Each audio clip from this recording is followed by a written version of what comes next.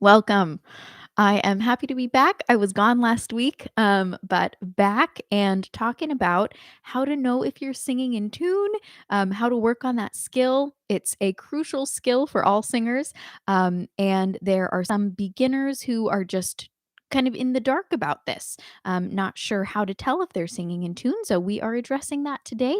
I'm going to give you a an overview of what to expect from this lesson. If you're new here, just know that you can say hi in the chat. You can ask questions as we go, and the last 15 minutes are set aside just for Q&A. So if I don't get to something during the lesson, I will try my best at the very end. Hi, Pete and Fashionista Girl. Good to have you guys here live. So when it comes to singing in tune, first just defining what that is. So if my song Hi, hello, welcome. Um, Singing in tune means I'm singing the pitches I intend to. Let's say the melody is happy birthday to you, happy birthday to you. I'm not singing happy birthday to you, and clashing in that way. So the overall goal to be able to sing in tune confidently is developing a good pitch memory and a good sense of pitch and awareness so that you can trust your ears, so you can learn melodies and know instinctively whether you're singing in tune or not. But of course, a beginning singer maybe hasn't developed that confidence and awareness. And so, how to get there is what we're talking about today. I will say first, I think this is important to mention. If you're unsure whether you're singing in tune or not, I recommend not practicing a cappella. A cappella means you're practicing without music. And this is the mistake that some people make. They will sing a song. So the classic example is the national anthem in the United States, the Star Spangled Banner. Um, let's say someone is singing, "Oh, say, can you see by the dawn's early light what so proudly we hailed, da da da da da da da." And then they get to that high point that's supposed to go, "And the rocket's red glare." Okay, here's what sometimes happens when people are practicing a cappella or without music. They'll go, da da da da da da da, and instead of going, "And the rock," they'll go, "Da da, and the rocket's red glare." So they basically change keys without knowing that they're changing keys. They are changing the melody to make it easier to sing, because they're maybe not super comfortable with that high note. So, what I want you to avoid if you're a beginning singer is practicing a cappella and making those mistakes, maybe practicing the melody wrong, singing it wrong, and having no idea. If you practice with the track, let's say you're singing along with another singer or even just a karaoke track, that track is going to it's going to be much more obvious whether you're singing in tune or not, because if you're not singing in tune, it's going to clash.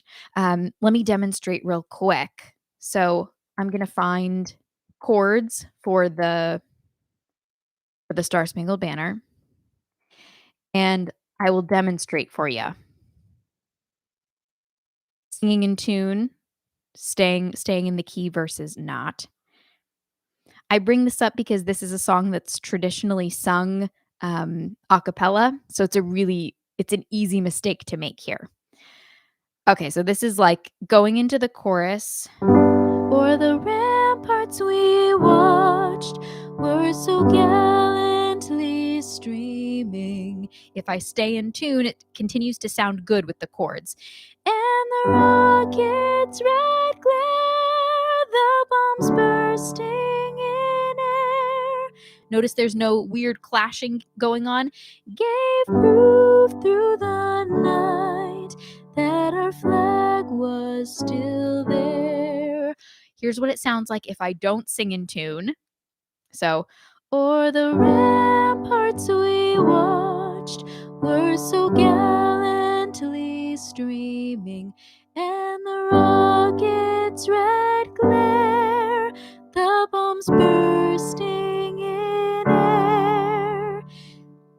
It sounds terrible, and I think any of you guys watching would say, yeah, that is very obvious. Less obvious though if I don't play the chords and I'm just singing a cappella. So, okay, so that's kind of the first thing to note, is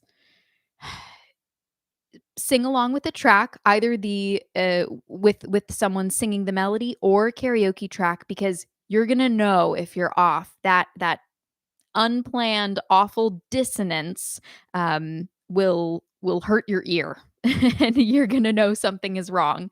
And Catalina is saying, wish I'd known this earlier. I've made this mistake a lot. It's such an easy mistake to make, so please don't beat yourself up for that.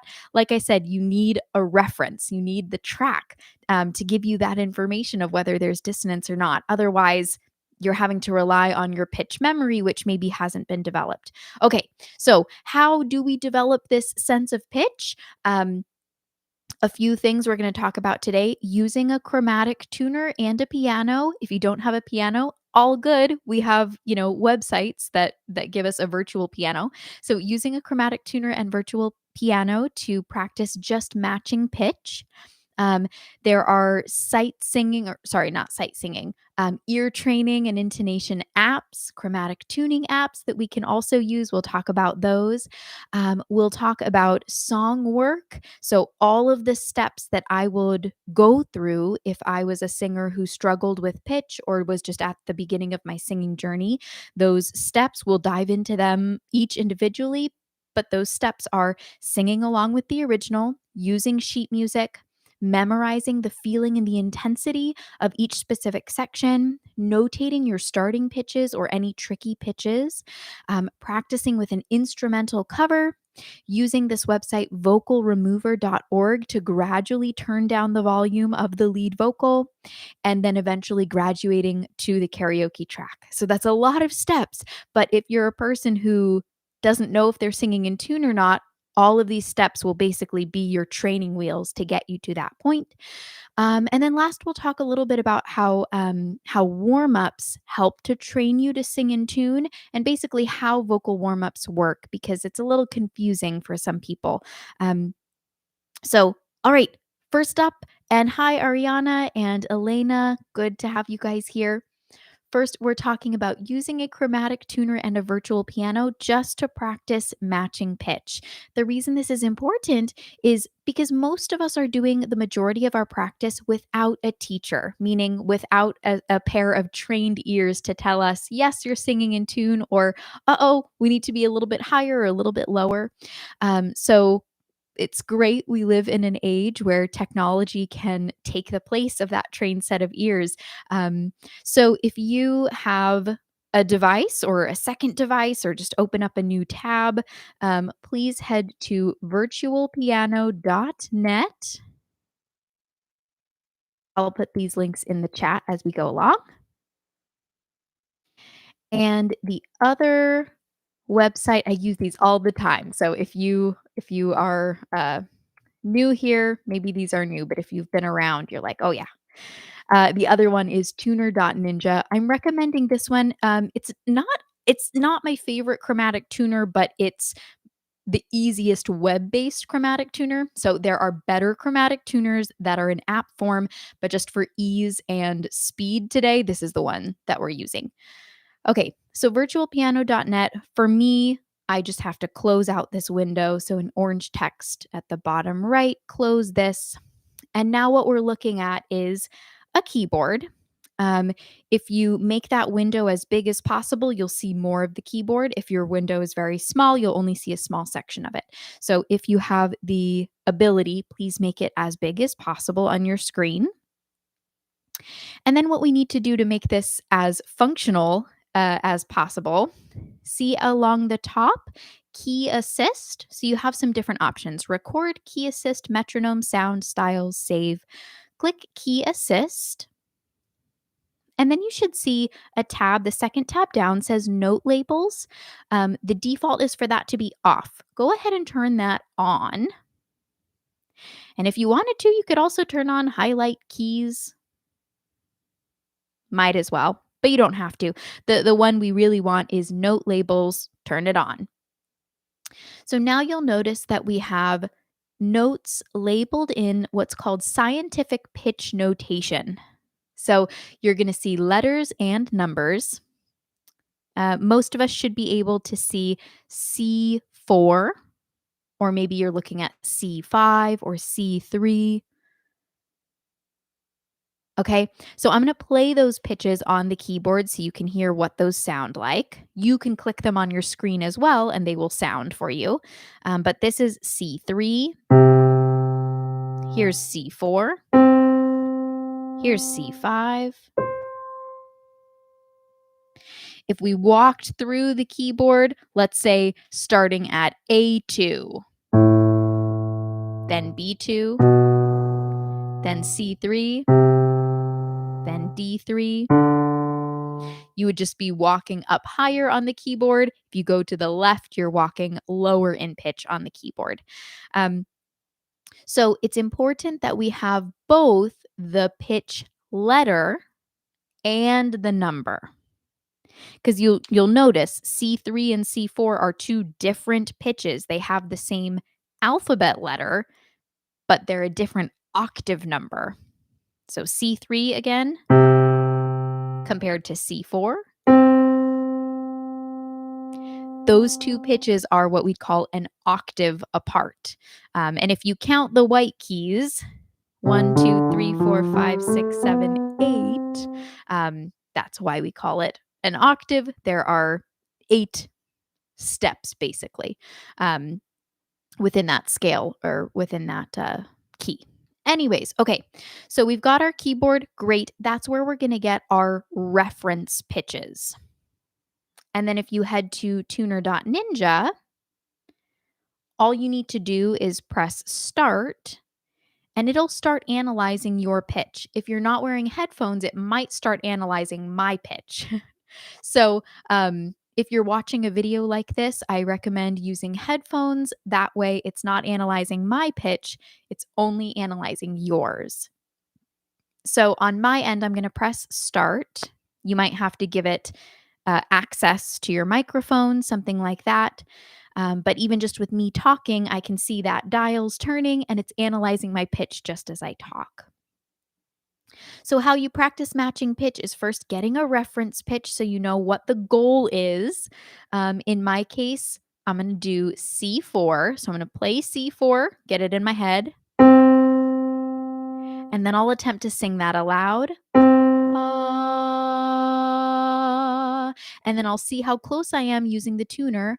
And if you're right on the money, it's going to light up green.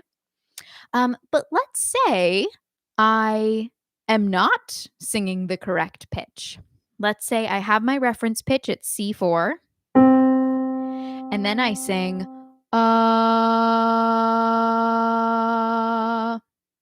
I'm singing what's showing up as A sharp 3 or B flat 3.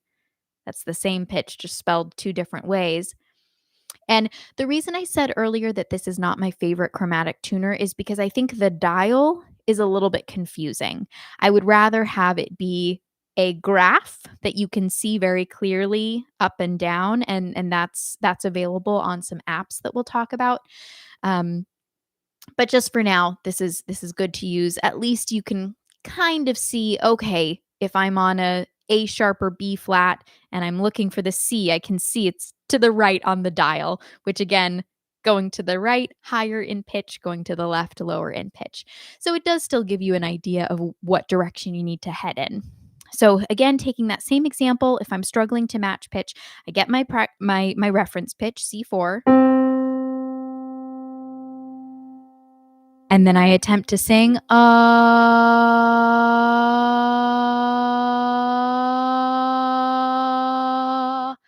I'll slide up until I reach that pitch and then hear how those, hear the sound of what we call unison, meaning me and the other instrument or voice are doing the same thing. We're singing the same pitch.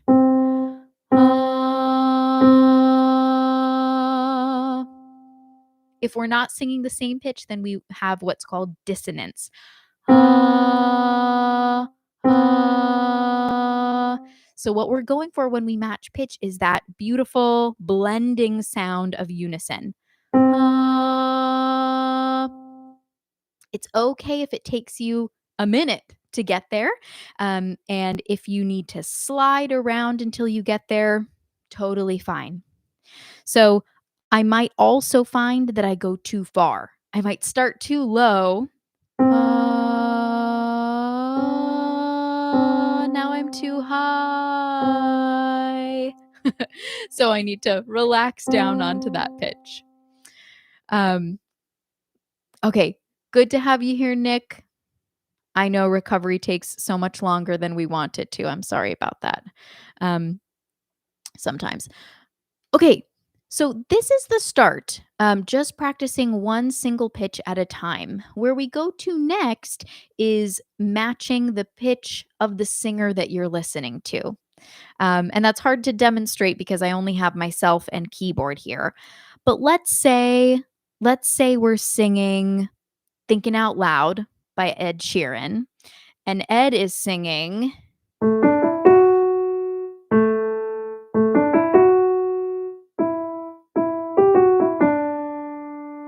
Okay.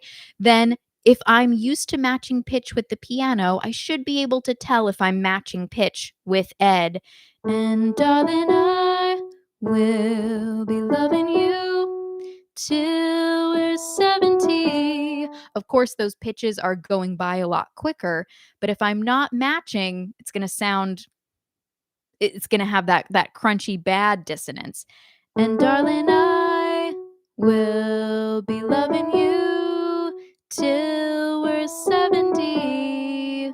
Okay, it's terrible. It's awful. I'm sorry for subjecting you to that.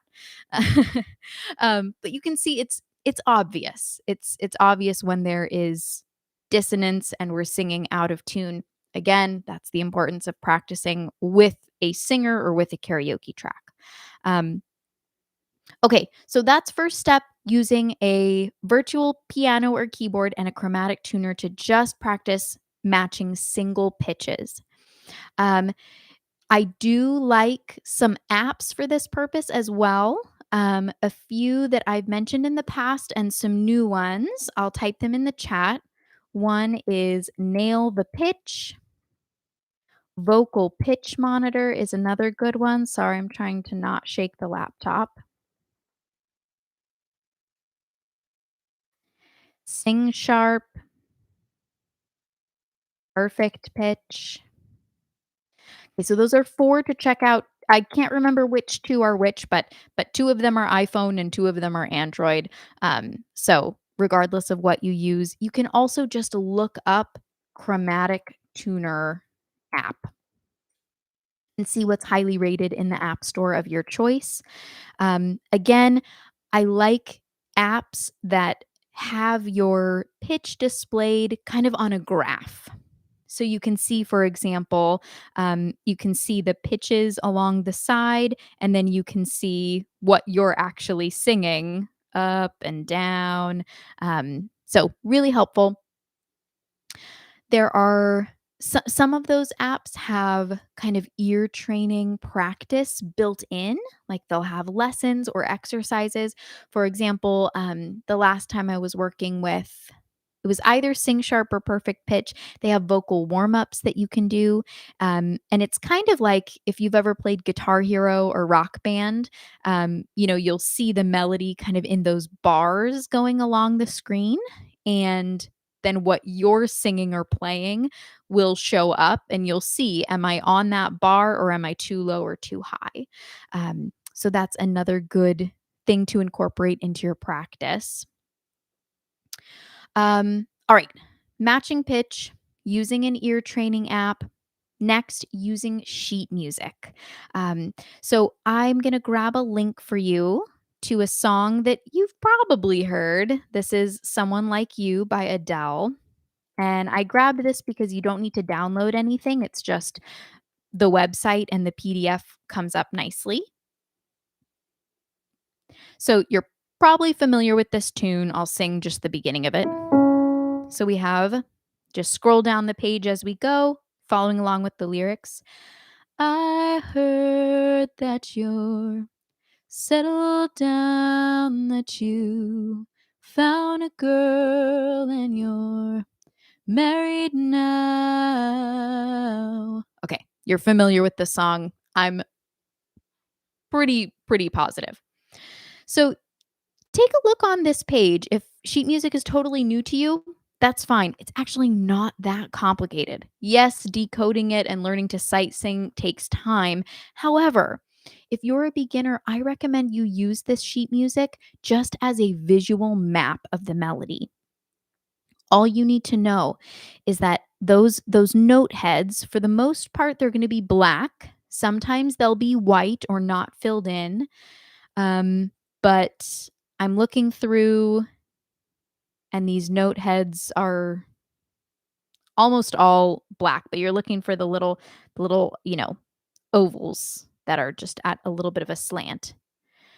And I know this is overwhelming to look at, but you are looking at the line of music that's directly above the lyrics. So if you take a look at the very beginning of this, you're going to see 3 separate staves. You'll see that squiggly treble clef, and then you're going to see another treble clef and a bass clef. So you see those 3 lines. I'm looking at the very top system. The first line that has no notes in it, just rests, that is the vocal or the melody. And then the bottom 2, see how they're bracketed together? There's that curvy bracket. I don't know what that's called. I probably should. But that is the piano part. So all of those notes moving really fast in the beginning, you don't need to worry about that at all. Again, an easy way to find it is look for the lyrics and then look right above that. That's your melody. So you ignore what's below it. So here we are at the very beginning. That's I heard. See how I is higher on the page than heard. The pitch is also higher. I heard. See that your is lower and then lower still on the page. Settle down, that you.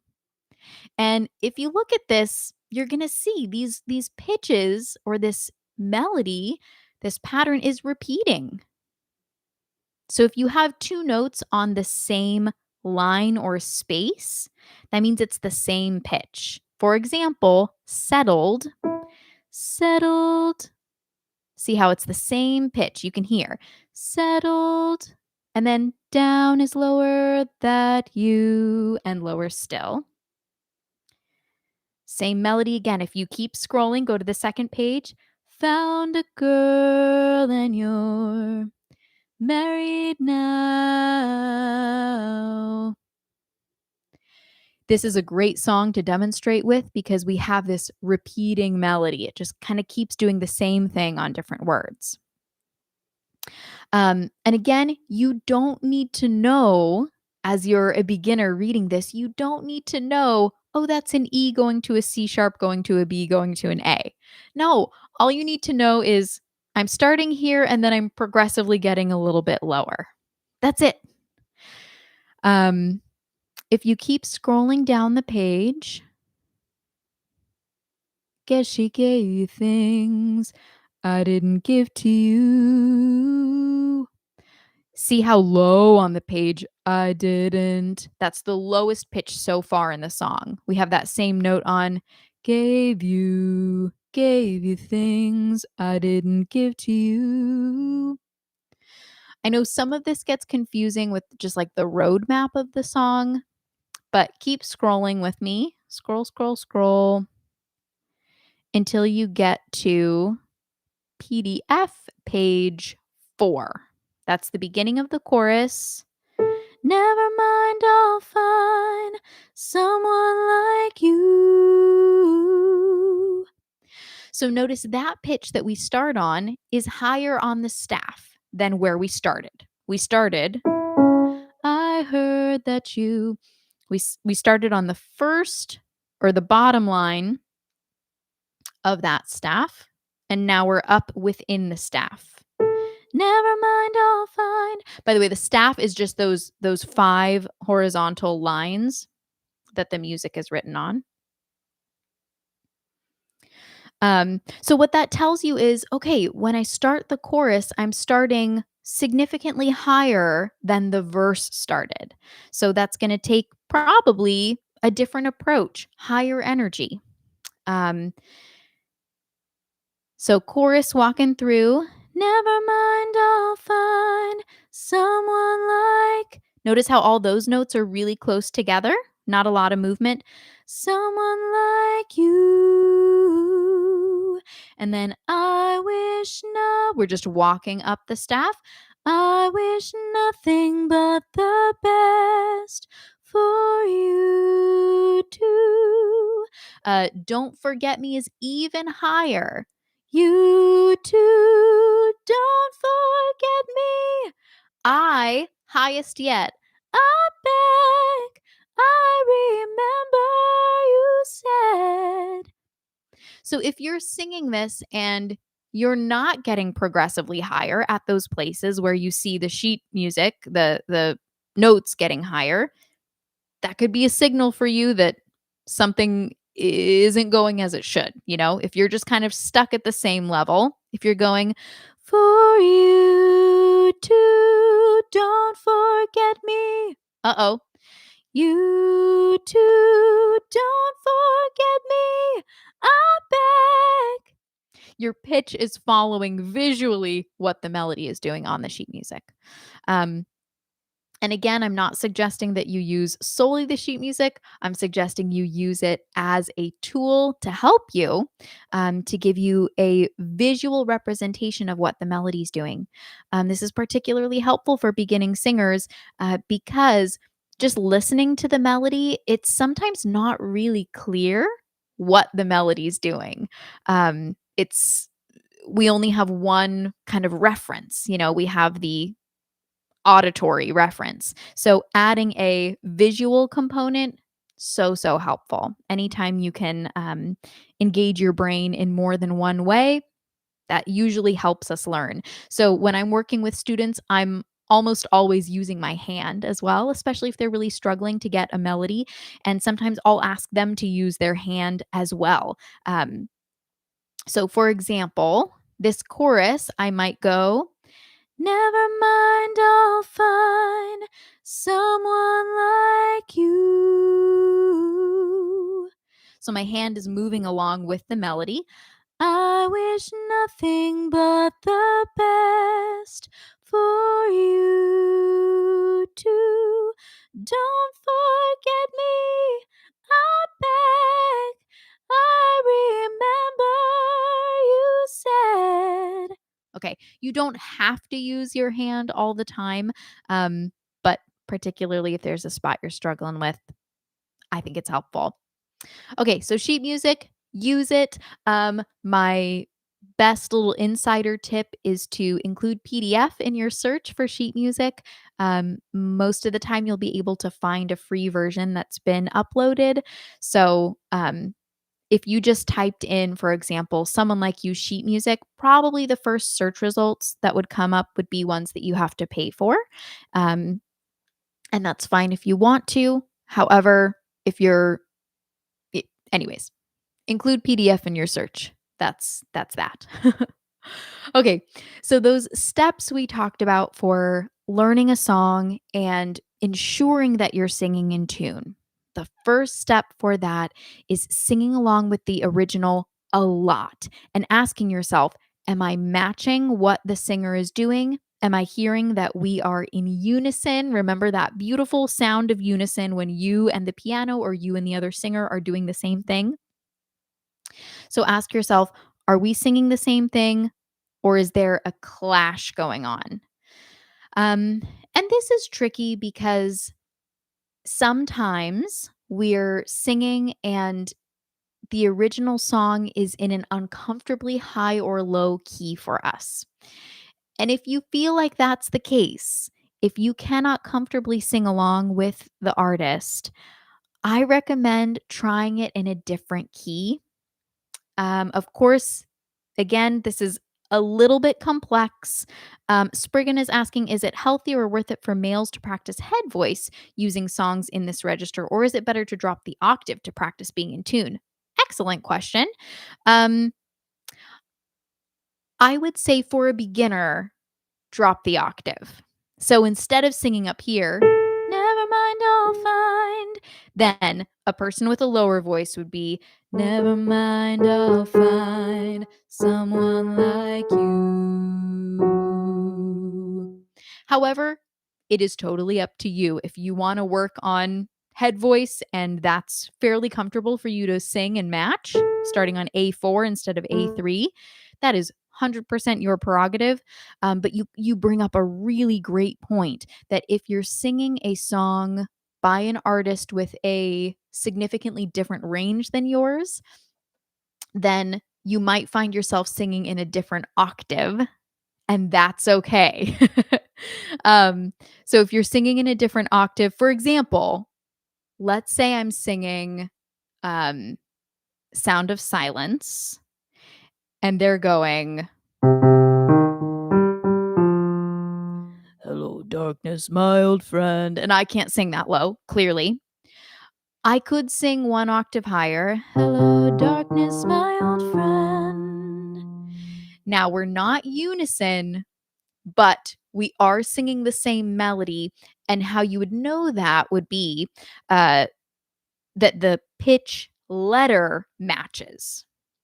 So let's say you find the beginning of the song, hello, that they're singing this note.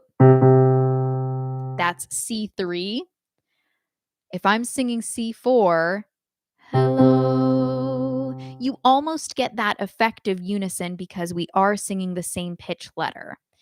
Hello, darkness, my old friend. Okay. Um, I hope that makes sense. That is a little bit tricky to figure out. So, if I were a beginner, I would choose songs to practice where the original singer has a voice pretty similar to mine. Um, it is tricky. It just is trickier for you to figure out, should I be jumping octaves? Can I stay in the same octave as them? So I would say to simplify things, I'm all for simple in the beginning. I would look for songs by singers that I can easily, comfortably match. If I wrote my own song, how do I know what notes to sing? For example, other artists are playing a D chord, but they're not singing a D note. Great point. So a D chord, for example, has three different pitches therein. So they have a D major chord, has a D, an F sharp, and an A. So it's going to sound good if I'm singing, ooh, that's the A, or ooh, that's the F sharp, or ooh. And of course, I can walk around in there, ooh, and it all sounds good. So I think a good rule of thumb in general, and again for beginners, would be that you are singing most of the time that you're singing a pitch that belongs within that chord. So if you're playing a D major, you don't have to sing a D, but at least most of the time you're singing either a D, an F sharp, or an A because those are the pitches that are found within that chord. But I think the fuller answer to that question is it's more important that you're staying within the key than the confines of the chord itself. Sure, yeah.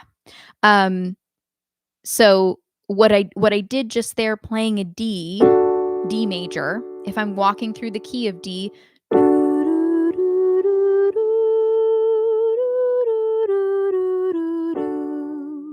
almost all of those pitches sound good.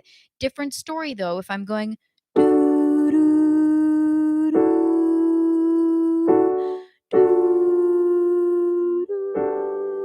okay, there I'm stepping out of the key of D, and I mean, maybe you like that sound, maybe it's planned, but in general, that's a little bit less safe for beginners to get out of the key. So you would want to determine what key am I in. If I'm in the key of D, then that tells me, okay, D, E, F sharp, G, A, B, and C sharp are the pitches that I have to play with. And then if you find a clash, then ask yourself what chord is being played, and let me try to land on or kind of float around pitches that are within that chord. Um, Mo is asking, how often do you think someone should practice singing scales, daily or weekly? Okay, so this is something we'll talk about shortly. Um, Whenever you're doing a vocal warm up, you're singing some sort of scale. Maybe you're more singing an arpeggio, ooh, but most vocal warm ups will at least contain parts of scales. Ooh. So that probably isn't what you're asking, though. You're probably asking, how often should we sing full scales, like a major scale, minor, blues, pentatonic, things like that? Um,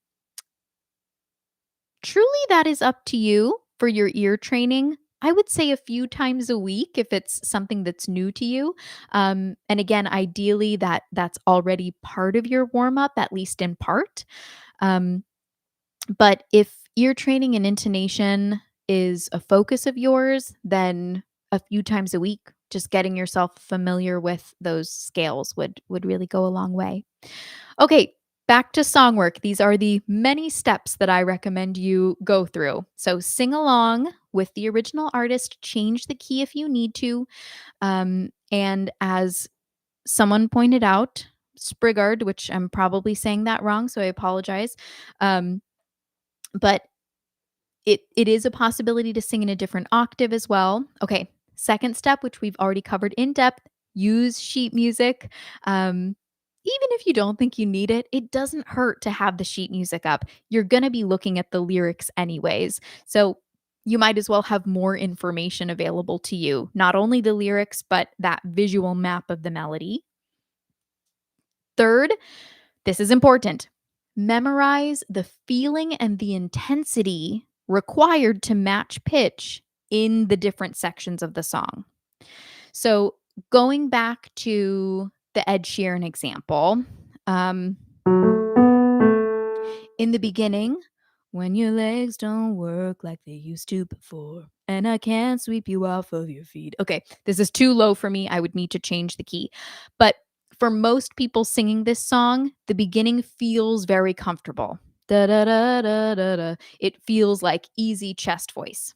And then you get to the pre chorus, and darling, I will be loving you till we're 70, and you're in a different zone. You're using higher energy, probably. You're more in a high chest voice or chest mix kind of mode. Memorize that. Keep note of that, because when you then go to sing with the karaoke track, if you aren't aware of that, what you might do, what I see happening with beginners, is they just stay where they're comfortable. So what does that mean? Sometimes they change keys without knowing it. Or they crack, or they're starting to sing out of tune, because they haven't quite memorized, oh yeah, the pre-chorus, it's a step up in energy.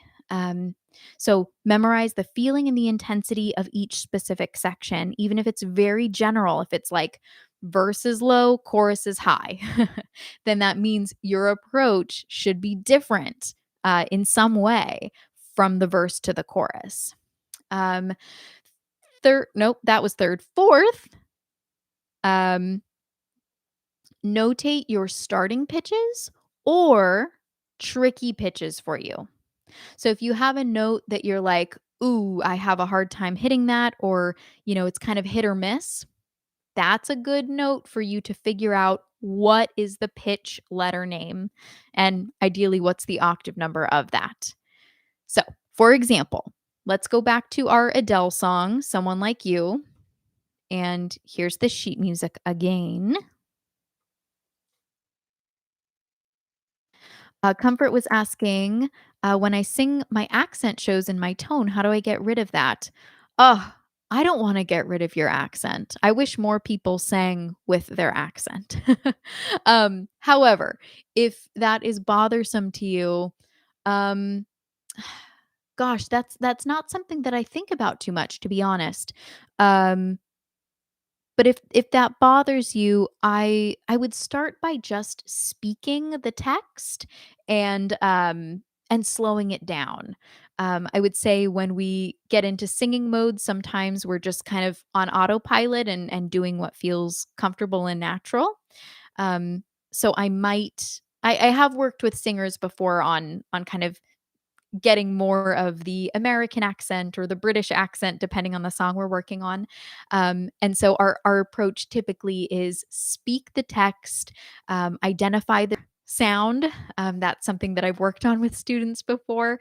It's not a very beautiful sound. But if they want it, then that's something that we work on. Feeling the tongue pull back, to make that R sound. We slow it down. We speak the text, and then we speed it up and kind of put it into context with the song.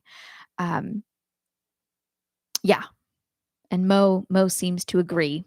Uh, Again, I think different accents are beautiful, and I'd like to hear you sing in your you know regular accent. I think it's cool. Dark Reverie saying, if I have to change octaves as a beginner, does that affect the key I'm in? No, as long as you are singing a full octave apart. So the reason for that is the key just tells us which pitches belong, and it sets the scale. Scales repeat over multiple octaves. So if I'm in the key of C, for example, no sharps or flats, we could play in that octave, we could play in this one, we could play in this one. That scale just keeps repeating all over the piano. So it's not changing the key if I'm just singing in a different octave. Um, Anyways, okay, back to our song work steps. So sing along with the original artist, use sheet music, memorize the feeling and intensity of different sections, notate your starting pitches or any tricky pitches. So we were about to go back to the Adele example. So let's say I'm really struggling with the "Don't forget me, I'm back." That might be a pitch for me to figure out, what is that note? The I. So you can, fiddle around on the piano a little bit until you find it just by ear. Or you can look on the sheet music and figure out how to decode that. We don't have time to go into all of that, but it is something that is Googleable, figuring out which pitch you should be singing depending on where that note head is on the staff. So, for example, that pitch happens to be E5 in particular. Um, so that would be a really good thing for you to know if you're struggling with that specific pitch, to know, okay, it's supposed to be an E5. And then what am I going to do? I'm going to play it on my virtual piano. I'm going to use the tuner to make sure that I am singing an E5, and then put it back together in the context of the song. Um, Practice with an instrumental cover. So this is like the intermediate step. You sung with the original artist, you're feeling good about that, but you're not feeling quite ready to go to a karaoke version. Good intermediate step is to practice with an instrumental cover. That way, a piano or a violin or another instrument is still playing the melody. So you still have that melody to match. You're not just in the dark. Because once you graduate to the karaoke track, you don't have the melody to match anymore. You just have the context. You have the chords, which are helpful, but there can still be issues if you're not solid. So practice with an instrumental cover a little bit. And then this is my last kind of tip in here, vocalremover.org. Grab the MP3 of the original. So Adele singing Someone Like You. Once you have that MP3, if you go to vocalremover.org and upload it, it splits your file into two different tracks, the isolated lead vocal and the instrumental. It might sound a little bit fuzzy, a little bit distorted. It won't be as good of quality as a karaoke track that you find on YouTube. However, the utility in this is that you're able to drag that lead vocal volume up and down depending on your needs. So if you find, okay, I can match Adele, but when Adele disappears, I get lost, then a really good solution is use that website. It's free to use. Um, and drag the lead vocals volume down to maybe 80% and sing along, and then maybe 50% sing along.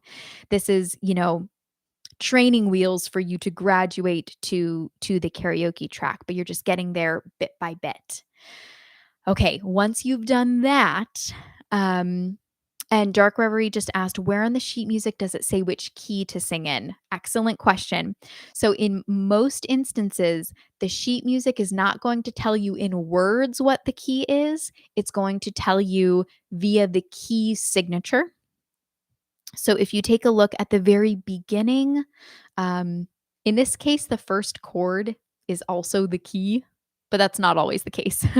So, the more reliable indicator that we always look for when we're trying to read a piece of sheet music is what's directly to the right of the clef. And the clef, again, that swoopy thing is the treble clef. And then you'll see another treble clef and then a bass clef. And you'll notice next to all of them, you see three sharp symbols. Those are, hashtags or pound signs. So those are sharp symbols, three sharps. And if you just Google key of three sharps, Google will tell you what that is, or someone on the internet will tell you what that is. You'll find that's the key of A or F sharp minor. Same key signature. But if you take a look at this, the first chord is an A.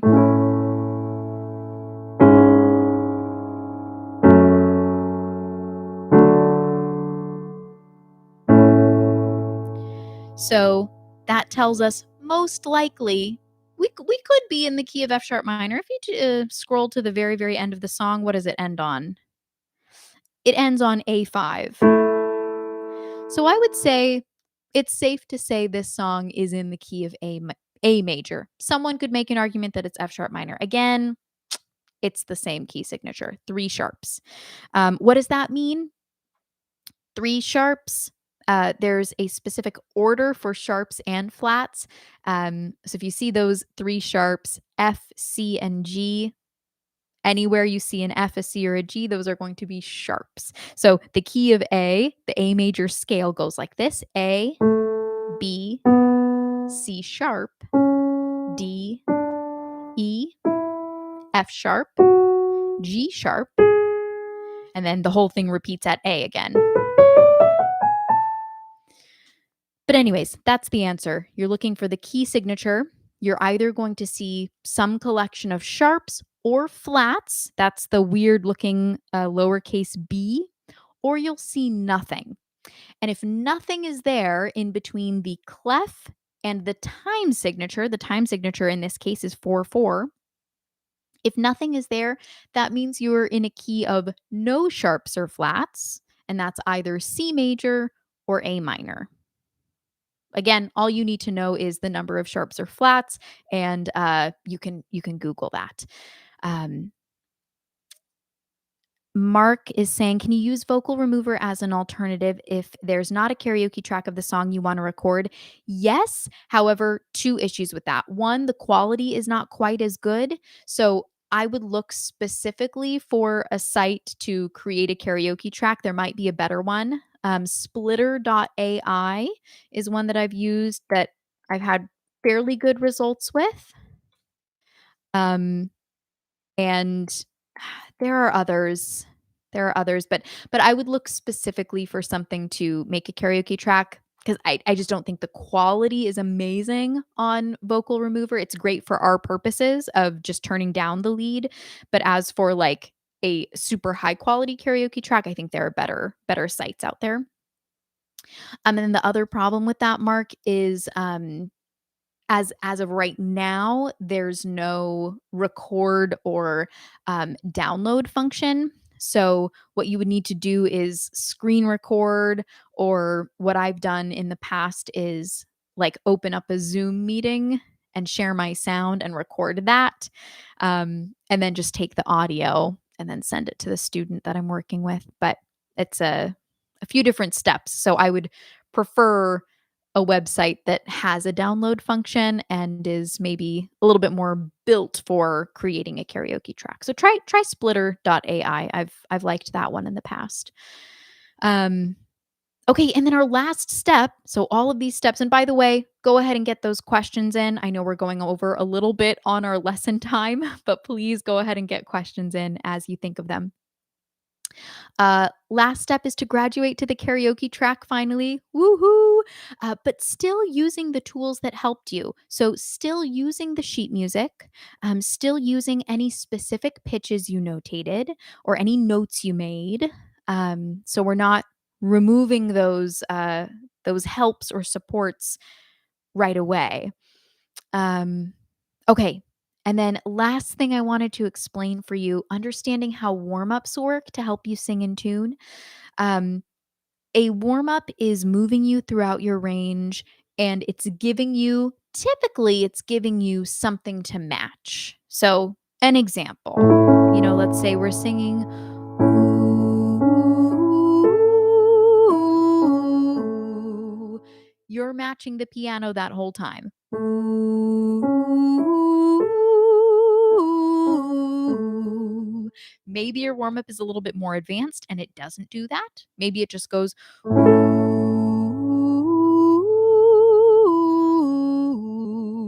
And that would be a little bit trickier because, again, you don't have something to match.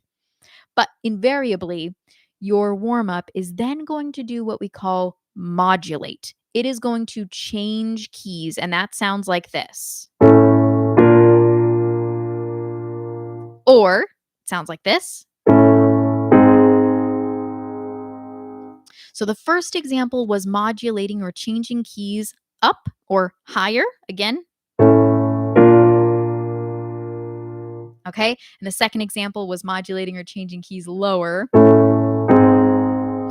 And almost 100% of the time, we are moving within a warm up, we're moving what's called one half step or one semitone at a time. So the key I started in was the key of A. I'm singing A, C sharp, E, C sharp, A. And then I'm modulating to the key of B flat. If you have your virtual piano still up, you're going to see A, and then the very next key to it, the shorter black key, is A sharp or B flat. I'm going to then sing the same pattern in this new key.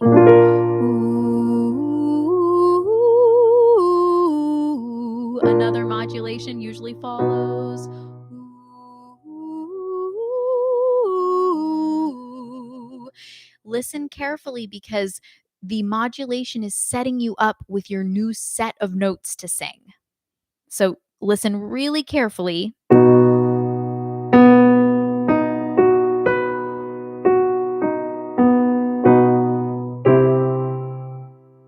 I know it doesn't really feel like it, but with that little modulation, you have all the next notes for your next pattern. They're all there. At the very least, your starting note is going to be there. So,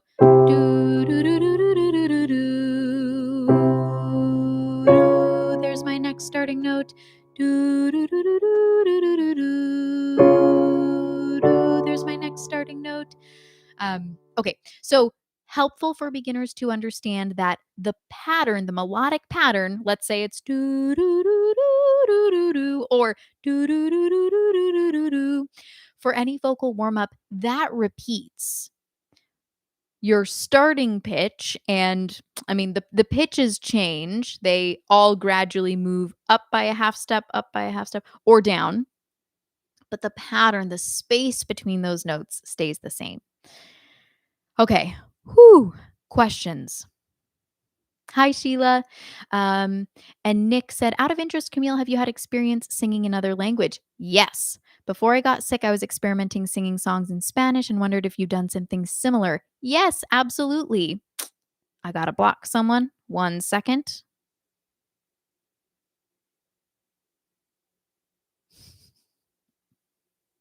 Okay. Um, oh boy. Sorry, scrolling back. Yes. So in college, had to sing in Latin, German, French, and Italian, and I think we had maybe a little bit of Russian in there as well. But when you're singing choral music and art songs, arias, things like that, you can kind of be guaranteed you're going to be singing in at least Latin, and Italian and probably German and French. Spanish, because I live in Southern California, is more familiar to me. And I took Spanish in middle school and high school. So singing in Spanish is also fun. And then my husband's first language is Afrikaans. And so I've sung in Afrikaans as well.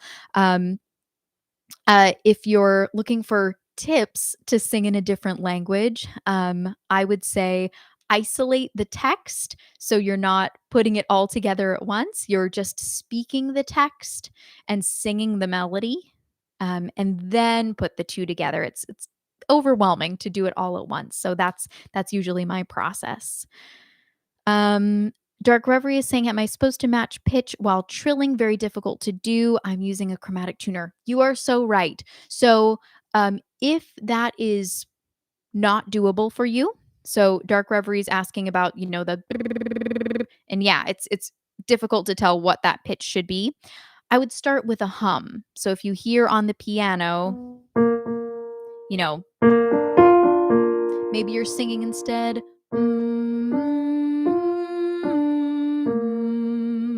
Rather than just so you can get that clarity of one single pitch. I like the lip trill, but a lot of people struggle with it. And so, any semi closed exercise, hum, singing through a straw, NG, anything like that is a good replacement. And particularly with a pitch matching focus, that might be a good alternative for you. Alexis, it's been a while since I've sung. Oh man, I'm hopefully you guys aren't getting the spam that I'm darn.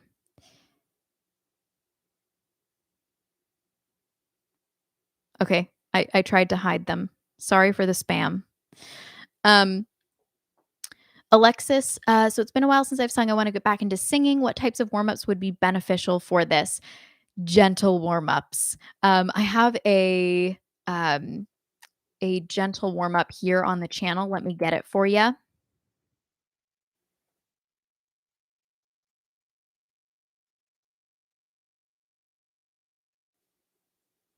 Here you go. It is 13 minutes. Um, and I don't know how many bots there are, my friends, but hopefully they're gone. Uh, yeah, there's that gentle warm up. If you scroll down, it's the last thing posted in the chat. Um, I would say, yeah, take it easy. Oh man, man, oh man, this is rough. This is rough. I'm trying. um, Yeah, take it easy. Start with songs that feel easy for you to sing, and just increase that difficulty as you go. But particularly if it's been a while and you're coming back from a break from singing, gentle warm ups are the way to go. So that warm up that I posted is a good one. But in general, things where there's partial closure are going to be the easiest for your voice. Partial closure meaning you're not just singing ah, you're singing, let's say, or or singing through a straw or a lip trill, anything like that. Okay, last question. Catalina, I made the exercise of finding my vocal range. Totally goes from F3 to C6, but where I feel most comfortable singing is from A3 to F5. Is that closer to mezzo soprano range? I would say yes. That's either alto or mezzo range. Um, A3 is typically kinda the bottom of mezzo soprano, what we call tessitura or their comfortable, beautiful sweet spot. And then E or F5 is typically the top of alto range, or alto tessitura, their comfy sweet spot. Um, so I would say, Catalina, I we it sounds like we have very similar ranges. That's pretty much where my voice is comfy as well. Um, and you don't need to narrow it down. You can be an alto slash mezzo. There's there's really yeah. But if you're not comfortable lower than A3, so if you're really not happy singing A flats, Gs, F sharps, Fs, then I might I might lean a little bit more toward mezzo warm-ups or repertoire. Because if someone identifies as an alto, typically they're going to be pretty happy singing low Gs and low Fs in general. Okay, it's great to be back. Thank you all for your questions, and I hope you found it helpful. Again, if you missed part of it, you can watch it later. So, something at the beginning, we talked about using a virtual piano. Oh man, the bots. Uh, using a virtual piano and chromatic tuner. We talked about some apps. We talked about how sheet music can help, even if you don't read sheet music. Toward the end here, we were talking about warm ups and how those work. And we talked about many different steps to take when singing a song, making sure that you are singing in tune. So if you missed any of that, you can go back and watch. All right. Okay, I will see you next week. Looking forward to it. Bye.